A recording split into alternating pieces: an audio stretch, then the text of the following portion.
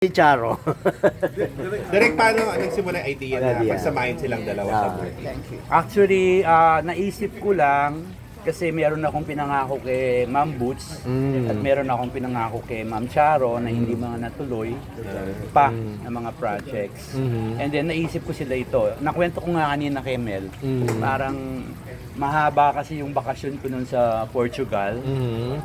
At nag-message sa akin si Ma'am Boots, bigla ko naalala yung project na to.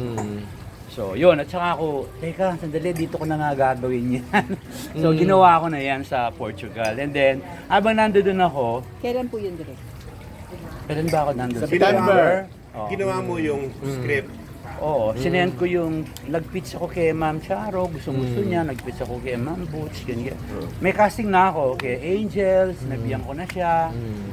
At saka kay, hindi pa si Barbie, wala pa si Barbie. Yung mga muna, yung mga veterans muna. So yun, ganun nag-umpisa. May siya, inspiration ako dito, siyempre, as usual. Real life. Yeah, about Alzheimer's disease, about yung lesbian couple. Of course, yung relationship ng mga may edad, not necessarily yung lesbian, but yung the meaning of love in a way. No? May pinagkunan ka ba ng kwento niyan tungkol sa lesbian couple na may ganung Lesbian ba? may hindi mga friends mo. Yung lamang sa Sasabihan ba si Gorgie sa na friends. embargo? Sabihan ba? Sasabihan ba si Gorgie na embargo? Baka ibalita na niya sa Oo. radyo Oo, ngayon. hindi, friend- makinig na tayo, nasa kwento ng radyo na. friends mo. O ano? Embargo Diba? kami. Biglang nasa radyo. Mga Ito kwento na, ng sa friends mo or ano, wala. Wala. Tapos direct you found out na gusto pala nilang gumawa ng gano'n. Excited sila. Nung pinitch ko sa kanila, parang hindi sila makapaniwala kasi before this project, nag-uusap pala sila as friends, no? Sa industry, parang sila nag-uusap. Ang palagi nilang pinag-uusapan was parang, sana pag magka-project tayong dalawa, pero sana wag yung typical, nanay, tita, ganyan. Sana, merong lesbian relationship. Sabi nila. Ma'am Charo and Tita Boots too, No. ha? Silang dalawa nag-uusap. Parang ganun ka, yung utak nila na parang sayang naman kung magsama tayo at parang magkumare or whatever, ganyan. Sana may relationship, lesbian, wala pang ganun. So siguro narinig ko yung kanilang manifestation. Nag-manifest. So ayun, yun ang in-offer ko sa kanila, more than willing, more than welcome. Kasi nandun na yan sa nila utak nila. Back of their mind. Before pa nandun na Yeah, they were very happy. Ask ko lang doon sa script ba, may kissing scene pa talaga? O o baka Yung mga nag-compromise sila na wala? Hindi, wala. Ayoko talaga. Kasi una ayoko nang may ganung magkaroon ng parang intimate, parang ganun. Hindi kasi ganun yung intent ko naman. It's more of the connection, no? Hindi yung physical, Yung mga young, pa sila, no? Yung mga bata, pwede. Pero kung matanda na, hindi rin magandang tignan. Ay, Smack? yung eksena Smack lang? Yung eksena pinaliguan ni Oo. Charo si Boots. Doon ako nag-compromise. Kasi dapat tahubad. Oo. Ginawa ni Gina Pareño eh. Asa ka never mong mapapa-acting si Boots na nakaganon eh. Sinabi naman niya, Oo, sinabi naman pamayag. niya, diba, sila, connected sila sa, diba? Ewan ko ano yung connection niya sa, hindi, sa Catholic Bishop of the Philippines. They were, Very conservative siya. Meron silang kumbaga, nung nandito ang Papa, di ba, binasbasan sila. Yes. Tita Boots. Yung kanyang, silang mag-asawa, yung family niya. So medyo may pagka-conservative talaga. Conservative talaga siya. At saka talagang parang siyang santa. Oo. Lagi siyang Virgin Mary. Virgin. Oo, Virgin Mary. Virgin Mary. Ano yung idea direct yung Pablo Neruda po? Pati yung End of the World team. Bakit mo yung pinili to hinge the story? Yung, of course, yung Pablo Neruda, di ba, parang pag mag-isip ka ng yung painful, siya yung unang-unang maisip mo, di ba?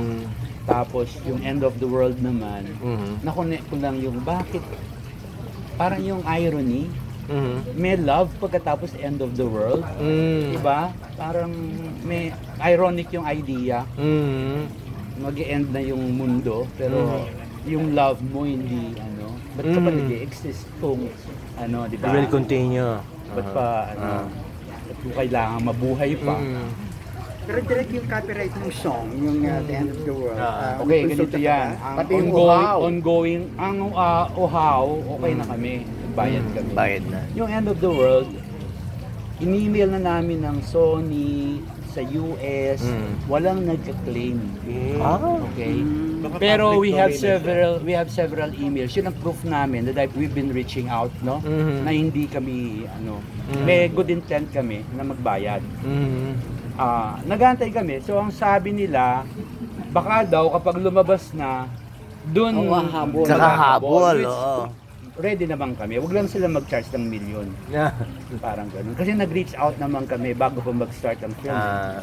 Nag-reach out na kami, nag-email kami. Una dito sa Pilipinas, walang sumagot sa Pilipinas. Nag-email kami sa Amerika, doon sa mga label, doon sa whatever, walang sumasagot. So, nag-proceed kami.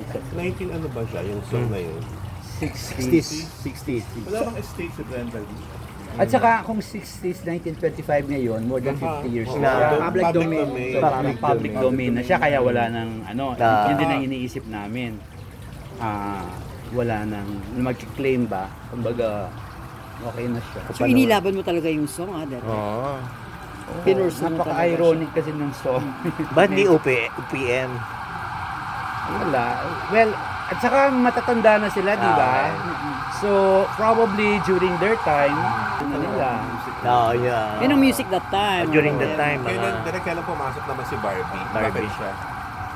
sa casting. Para kasing among the young, ngayon. Parang siya yung nakikita kong, may promise ba? Seryoso sa, seryoso sa trabaho. Tapos, yun. At Saan saka ko siya bagay napanood? sa role. Saka gripo siya pag umiiyak. Gripo, parang gripo. Oo, parang gripo. Alam ko na magaling siya. Oo. Saan mo siya napanood, direct? Nakalaman mong Itbara, di ba? Maria Clara. Magaling siya, magaling. Saka maganda yung feedback sa kanya. Parang gripo. Wala siyang makeup. Hindi mo talaga siya pinag-makeup, direct. Paano siya mag-take ng instruction kasi? Parang, first Ano time siya, script. nakuha niya yung method ko. Na niya talaga, na-embrace niya talaga. Hindi siya nahihirapan. Yung dalawang... Kasi no script eh. Diba? Yung dalawa, yun, kapag yung mga habang linya, binibigay ko yun in advance para ma-memorize nila. Yung mga English na mahaba.